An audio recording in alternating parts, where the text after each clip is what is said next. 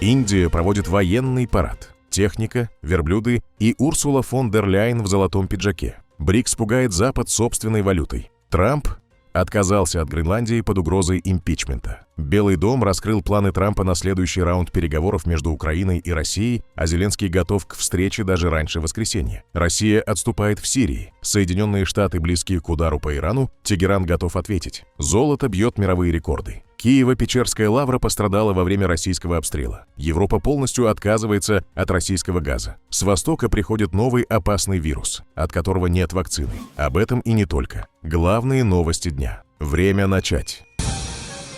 Индия отметила национальный праздник масштабным парадом и громким дипломатическим сигналом Западу. В Нью-Дели прошли торжества по случаю Дня Республики, очередной годовщины независимости страны. Центральным событием стал военный парад на проспекте Картавья-Патх, собравший высокопоставленных иностранных гостей и обозначивший растущую роль Индии на мировой арене. Главными гостями церемонии стали лидеры Европейского Союза, председатель Европейского совета Антонио Кошта и глава Еврокомиссии Урсула фон дер Ляйен. Ее появление в золотом наряде в индийском стиле не осталось незамеченным и стало одним из самых обсуждаемых символов дня. Премьер-министр Нарендра Моди приветствовал делегации вместе с президентом Индии Драупади Мурму. В этом году парад стал демонстрацией не только традиций, но и амбиций. Индия впервые представила ряд оборонных систем собственной разработки, а также масштабные платформы, посвященные культурному и природному разнообразию страны. Особое внимание зрителей привлекли выступления мотоциклистов сил безопасности с экстремальными трюками и человеческими пирамидами, а также участие военных животных, от верблюдов и пони до служебных собак и хищных птиц. Отдельный акцент был сделан на военной готовности. Подразделения Хим-Йодха продемонстрировали силы, подготовленные к боевым действиям в высокогорных районах Гималаев. Парад стал и фоном для активной дипломатии. Накануне глава МИД Индии Субраманиам Джайшанкар провел переговоры с руководством Евросоюза, включая главу европейской дипломатии Каю Каллас. В центре обсуждений соглашение о свободной торговле между Индией и ЕС. Источники сообщают, что Нью-Дели готов резко снизить пошлины на европейские автомобили с более чем 100% до 40% в обмен на доступ индийской электроники, текстиля и химической продукции на европейский рынок. Переговоры могут завершиться уже 27 января. Страны БРИКС готовят собственную платежную систему, которая позволит обходиться без западных финансовых механизмов и обходить санкции. Об этом пишет немецкая газета Berliner Zeitung. Инициатива исходит от Индии, которая сейчас председательствует в объединении. Резервный банк Индии предлагает связать между собой цифровые валюты центральных банков стран БРИКС. Это должно упростить расчеты между странами как в торговле, так и в туризме. Основой проекта станет платформа BRICS-Pay. Она объединит национальные платежные системы и цифровые деньги стран-участниц, позволяя проводить платежи без доллара и без системы SWIFT. Как отмечает Berliner Zeitung, идея проста – сделать так, чтобы расчеты внутри БРИКС не зависели от Запада. Доллар остается за бортом БРИКС, укрепляет свой финансовый суверенитет, пишет издание. В первую очередь новая система может помочь странам, находящимся под санкциями, таким как Россия и Иран. Если проект заработает, он способен ослабить влияние западного финансового давления и усилить роль БРИКС в мировой экономике. Ожидается, что вопрос официально обсудят уже в этом году на саммите БРИКС, который пройдет в Индии. Риск импичмента остановил администрацию Дональда Трампа от реализации сценария военного вторжения в Гренландию. Об этом сообщает агентство Reuters со ссылкой на источники в Белом доме. По их данным, и демократы, и республиканцы опасались, что операция может быть проведена без одобрения Конгресса, что немедленно спровоцировало бы политический кризис. Законодатели напрямую предупредили госсекретаря Марко Рубио. Силовой захват острова может иметь для президента серьезные последствия. Интерес Дональда Трампа к Гренландии проявлялся не первый год. Он предлагал выкупить остров у Дании и допускал возможность военного вмешательства, ссылаясь на угрозы со стороны России и Китая. В январе в Конгресс даже был внесен законопроект о присоединении Гренландии к Соединенным Штатам в качестве нового штата. На этом фоне власти Гренландии обратились за поддержкой к Великобритании, а европейские страны начали совместные военные учения Arctic Endurance в арктическом регионе. 17 января Трамп пригрозил ввести торговые пошлины против Дании и ряда европейских государств за поддержку территориальной целостности острова и военное присутствие. Однако уже 21 января, выступая на Всемирном экономическом форуме в Давосе, он заявил, что применять военную силу не намерен, подчеркнув, что Вашингтон стремится обеспечить защиту Гренландии. По словам президента, совместно с генеральным секретарем НАТО Марком Рютте было разработано рамочное соглашение. В рамках этих договоренностей Трамп отказался от планируемых пошлин, а Соединенные Штаты получили право на расширенное размещение оборонной инфраструктуры на острове. Фактически, отмечает Reuters, Белый дом сменил курс от прямого давления к стратегическому присутствию без формальной аннексии. Исторической назвала встречу представителей Соединенных Штатов Америки, Украины и России в Абу-Даби пресс-секретарь Белого дома Кэролайн Левитт и поделилась планами Дональда Трампа на этот счет. В эти выходные пройдет еще один раунд переговоров между Россией и Украиной. Как президент будет в этом задействован, если вообще будет? Будет ли он разговаривать с Путиным или Зеленским перед этими встречами? На данный момент у меня нет информации о каких-либо запланированных звонках. Тем не менее, президент остается глубоко вовлеченным в процесс, и, конечно же, его информируют его советники, а именно Джаред Кушнер и специальный посланник Уиткофф по поводу этих переговоров. В прошлые выходные у них состоялась многосторонняя встреча, которая не получила широкого освещения, но носила исторический характер. Команда президента действительно собрала обе стороны этой войны за одним столом, чтобы продвинуться ближе к миру. Так что президент не оставляет попыток в мирном процессе. Очевидно, он только что встречался с Зеленским, когда мы были в Давосе, но на эту неделю никаких звонков в графике не запланировано. Владимир Зеленский принял доклад украинской переговорной группы, вернувшейся из Абу-Даби, и заявил, что было бы хорошо, если бы переговоры между Украиной и Россией возобновились даже раньше воскресенья. Некоторые вопросы необходимо подготовить к следующей встрече. Ранее мы обсуждали, что команды встретятся снова в воскресенье. Было бы хорошо, если бы эту встречу можно было провести быстрее. Украина будет максимально подготовлена ко всем вопросам, которые необходимо обсудить и согласовать. Украина всегда была и всегда будет на стороне мира, и единственная сторона, ответственная за продолжение этой войны, это Россия. Соединенные Штаты завершают подготовку к возможному удару по Ирану на фоне резкого обострения ситуации в регионе. По оценке израильских источников, американская военная операция может начаться в ближайшие дни. Вероятность удара считается высокой, хотя официального решения президента Дональда Трампа пока нет. Как сообщает News Nation, Вашингтон начал передислокацию ударной авианосной группы во главе с авианосцем «Авраам Линкольн». В составе группы несколько боевых кораблей и как минимум одна ударная подводная лодка. На этом фоне, по данным Iran International, которые подтверждает Jerusalem Post, верховный лидер Ирана аятолла Али Хаминеи был переведен в укрепленное подземное убежище в Тегеране, сеть тоннелей, рассчитанную на работу в условиях военного удара.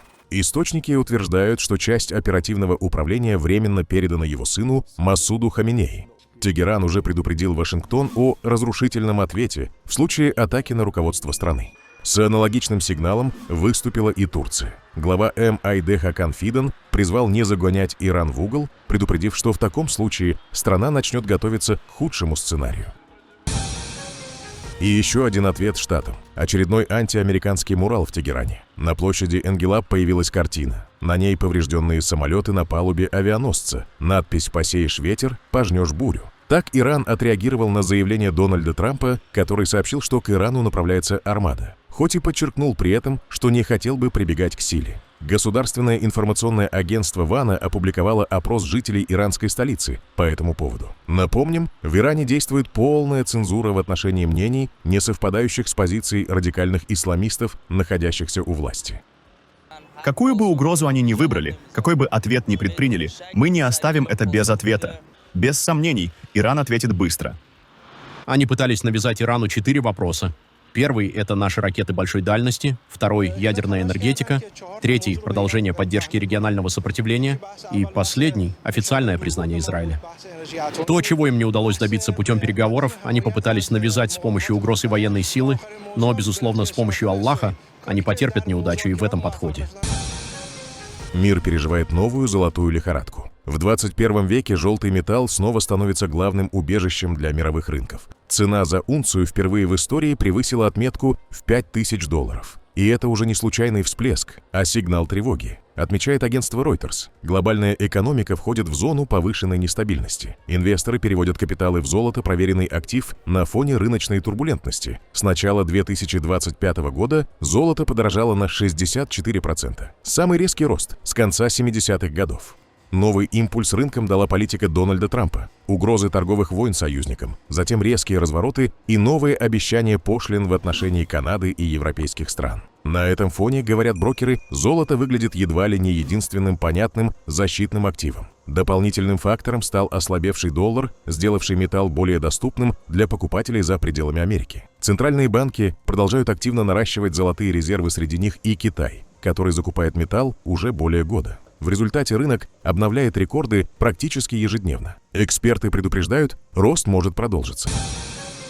Киево-Печерская лавра пострадала во время воздушной атаки Российской Федерации. Повреждены вход в дальние пещеры и Анно-Зачатевская церковь. Руководство музея-заповедника прокомментировало разрушение. Практически каждая стена от вибрации. Видите, трещины пошли. Отслоение. Все это было буквально в пятницу в нормальном состоянии. Последние записи наших сотрудников 23.01. После этого ночью случился этот взрыв. Посыпалось. Удар последний, куда он пришелся, видите, вот эта рама, выбито стекло, выдавило его внутрь. С другой стороны выпали эти деревянные элементы, разбито стекло. И сейчас это аварийное состояние. Напомним, в сентябре 2023 года Киево-Печерская лавра, Софийский собор в Киеве и исторический центр Львова были внесены в список объектов всемирного наследия ЮНЕСКО, находящихся под угрозой уничтожения. В центре Киева был замечен российский беспилотник. Об этом сообщил глава военной администрации столицы Украины Тимур Ткаченко. Информации о его падении и повреждениях, как и о пострадавших в результате его применения, нет. В социальных сетях киевляне высказали предположение, что это был дрон-разведчик. Однако официального подтверждения этому пока не поступало. Инцидент произошел на фоне резкого усиления российских ударов по энергетической инфраструктуре Украины. На прошлых выходных массированная атака оставила без электроснабжения около 1 миллиона 200 тысяч домохозяйств.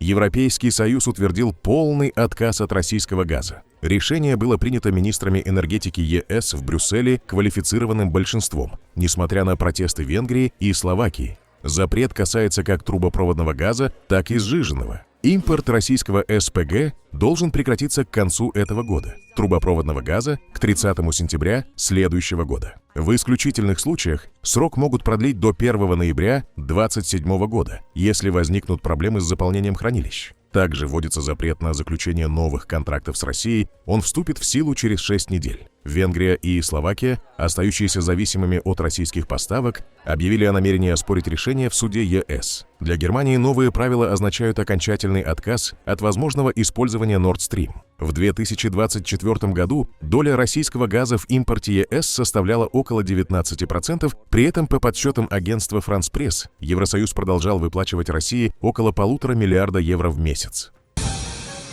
Советский, а затем российский газ десятилетиями был рычагом влияния на Европу. «Газпром» называли главным энергетическим оружием Кремля. Поставки в Европу начались еще в 1944 году. Первой стала Польша. В конце 60-х заработали крупные трубопроводы «Дружба» и «Братство», по которым топливо пошло в Чехословакию, а затем и в Австрию. Дальше география стремительно расширялась, и экспорт советского газа в Европу достиг почти 55 миллиардов кубометров.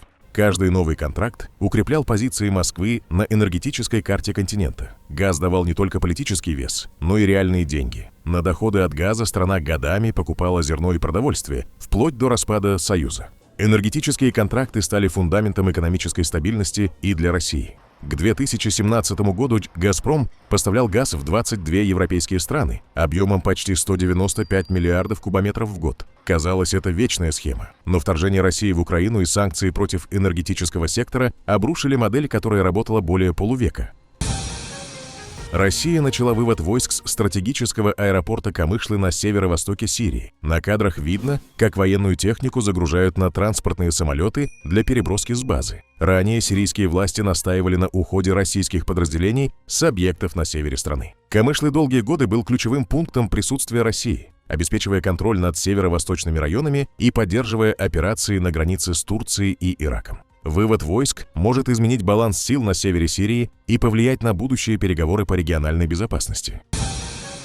Европа против Маска. Конфликт не исчерпан. Европейская комиссия запустила расследование чат-бота Grok, разработанного платформой Илона Маска. В ЕС возмущены тем, что через ГРОК распространяется незаконный контент, включая сексуализированные изображения. Это серьезное нарушение правил ЕС для технологий. Закон о цифровых услугах обязывает крупные IT-компании блокировать незаконный и вредный контент. Проверка началась после того, как система XAI Маска сгенерировала тысячи сексуализированных изображений, вызвав тревогу у регуляторов по всему миру. Если нарушения подтвердятся, компании грозят крупные штрафы. В Европе ни одна компания не сможет зарабатывать деньги, нарушая наши фундаментальные права. Такому контенту не место в Европе, и мы должны защищать наших граждан от возможного будущего вреда.